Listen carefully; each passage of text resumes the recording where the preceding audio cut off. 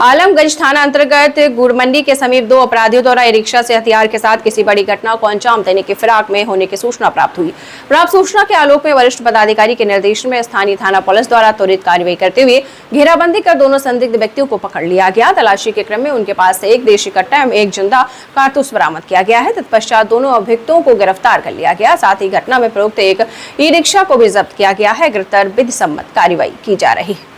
वो दो मामले हैं वो आलमगंज से संबंधित हैं। इसमें 25 तारीख को दो व्यक्ति जो हैं वो गुड़ की मंडी के पास में कोई गंभीर घटना करने की फिराक में थे और उसी सत्यापन में जब थाना के द्वारा चेकिंग वाला लगाया गया तो वहां पे दो व्यक्ति को करके पकड़ा गया। नीरज कुमार उर्फ विक्की और दीपक कुमार उर्फ दिलीप। इनके पास से एक देसी पिस्टल, एक कारतूस और एक ई रिक्शा बरामद हुआ है। ये वहां पे एक बड़ी गंभीर घटना करने को जा रहे थे, परंतु पुलिस की गश्ती के कारण ये वहां पे पकड़े गए हैं। और इसके तो दूसरा मामला बताया, ये हत्या करने वाले थे या लूटपाट करने वाले? जो ये है वो लूट की घटना करने जा रहे थे उस समय में।